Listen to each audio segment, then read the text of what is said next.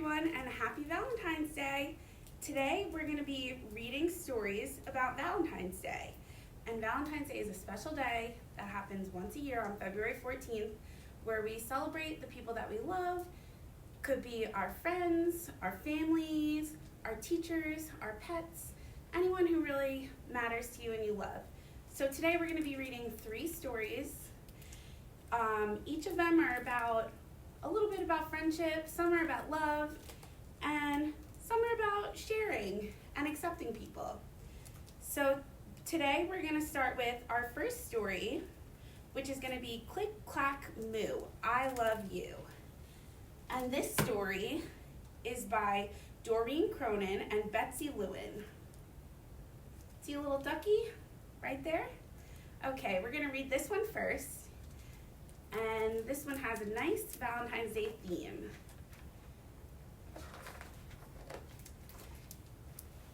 It is Valentine's Day on the farm, but there's work to be done before the big dance. To keep the pigs healthy, Farmer Brown cleans the pig pen. To keep the donkey happy, Farmer Brown stocks the stable. To keep the animals safe from foxes and raccoons, Farmer Brown mends the fence. Little Duck worked hard too. She tied balloons to everything. She hung streamers from everything. She strung sparkling lights between everything. She made hearts out of anything she could find.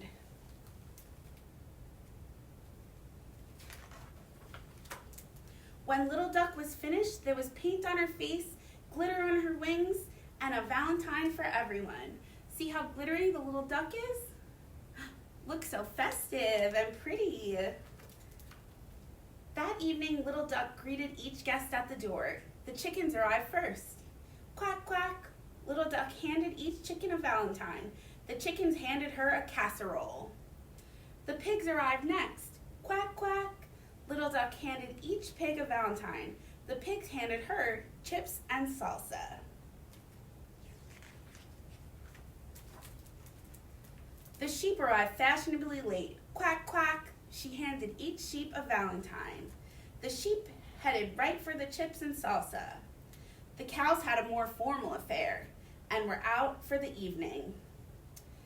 Here's the invitation. It says, join us for the 2nd annual Divine Bovine Ball. Formal attire, please.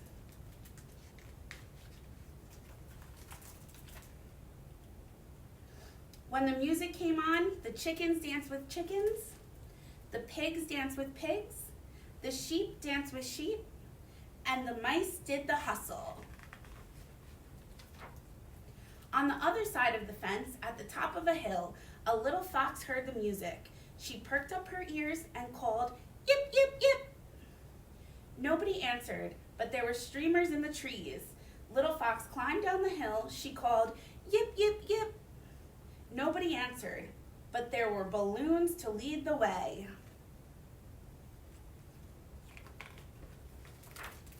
Little Fox trotted down to the fence. She called, yip, yip, yip. Nobody answered, but there was a trail of hearts to follow. So Little Fox dug a hole. See, she's digging under the fence. Little Fox arrived at the barn covered in streamers and glitter. She called, yip, yip, yip. The chickens stopped dancing. The sheep stopped dancing. The pigs stopped dancing. The mice hustled right into the hay. Little Fox called again, yip, yip, yip. Little Duck was not scared. She greeted the new guest. Quack, quack, quack. She handed Little Fox her last Valentine. Little Fox handed her a Valentine right back. Yip, yip, yip. Quack, quack, quack. Duck turned up the music. Yip, quack, yip, quack, yip, quack, quack, quack. See them dancing? The chickens danced with the sheep. The pigs danced with the chickens. And the mice kept right on hustling. Everybody danced with everybody until the cows came home. That was a very cute story about accepting each other and hanging out with everyone on Valentine's Day and not leaving anyone out, not even the fox. Even though the animals were scared, they still invited her to join the party. Okay, our next book we're going to read is not about animals. This book is actually about a couple of worms. It is called Worm Loves Worm by J.J. Austrian. I wonder what this is going to be about. These are about some bugs instead of animals. Worm Loves Worm, J.J. Austrian.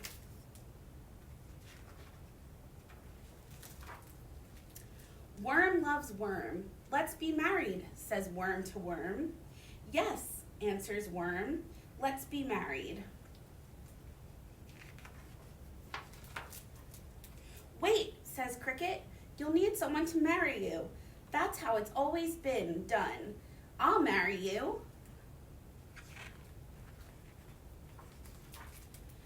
Now can we be married, asks worm.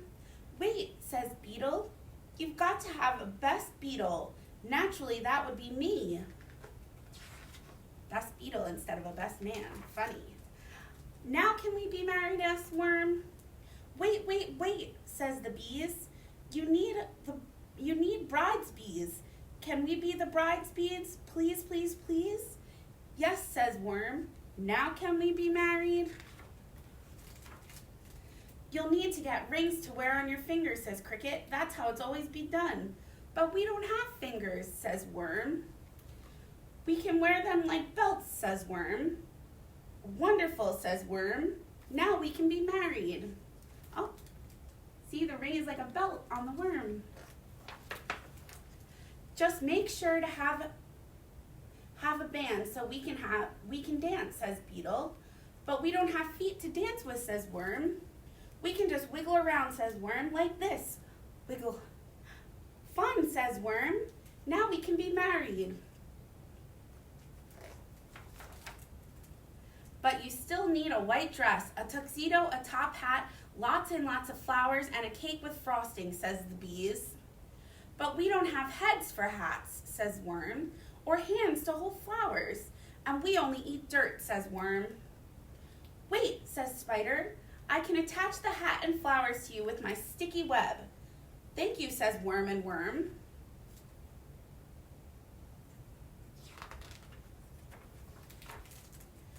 But who will eat the cake, asked the bees. I can eat the cake, along with cricket and beetle, says spider.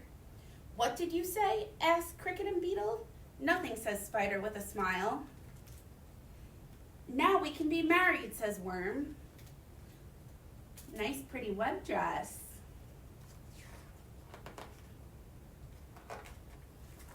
But which one of you is the bride, asked the bees, and how can we be bride's bees if we don't know who the bride is?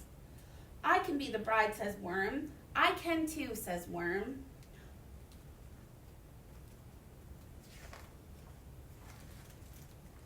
But one of you has got to be the groom, or how can I be the best beetle? I can be the groom, says worm. I can too, says worm. We both can. Amazing, says spider. Really, asks beetle and the bees.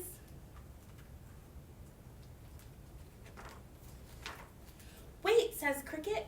That isn't how it's always been done. Then we'll just change how it's done, says worm. Yes, says worm. And so they were married, because worm loves worm. Ooh, cute. The worms are married. And all of their little insect friends helped. That's a nice story. Our next story is a little bit different. It's not about insects or about animals. It's about the love monster. This story is called Love Monster and the Last Chocolate.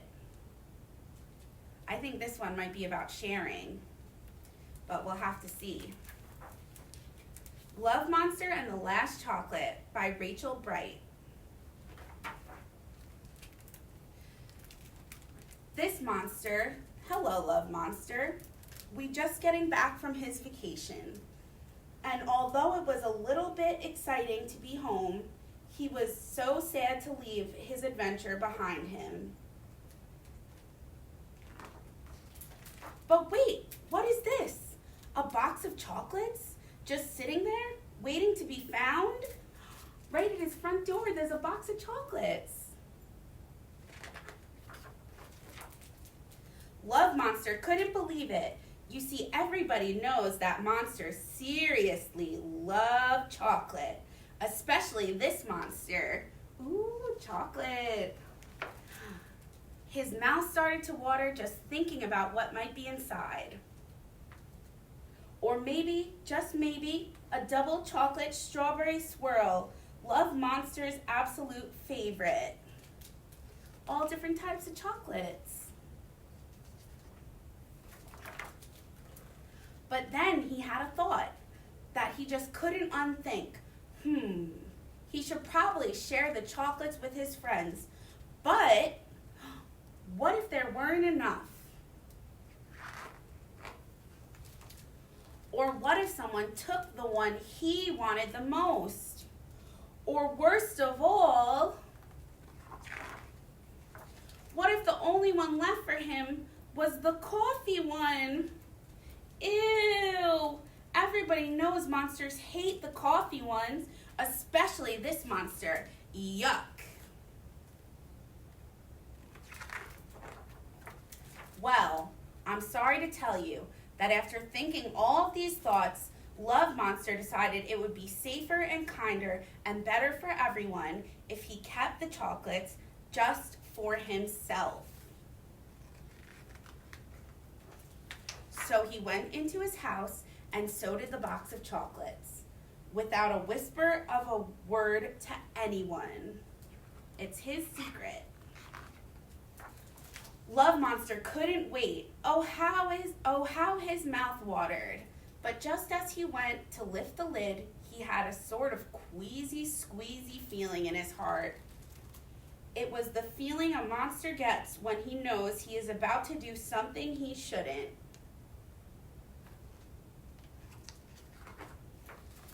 And before you could say, "Pass me the truffle surprise," he burst out of his house and ran as fast as his toes would carry him to find his friends. And when he did, in a very out of breath and a bit shouty voice, he said, "I got back from my vacation and I found some chocolates and I was going to keep them all to myself, but then I really realized that I wanted to share them with you and I don't even want a single one." Well, maybe one. And do you know what his friend said? "Silly monster, just open the box."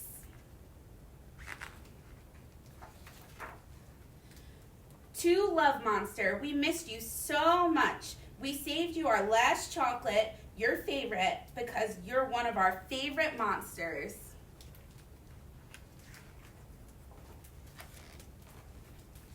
You see, sometimes it's when you stop to think of others that you start to find out just how much they think of you. And that is the story about the Love Monster who decided to share his chocolates, but he didn't need to because his friends bought them specially for him. But it was the kind thought that matters. So maybe if you get some chocolate on Valentine's Day, you could share with your friends too.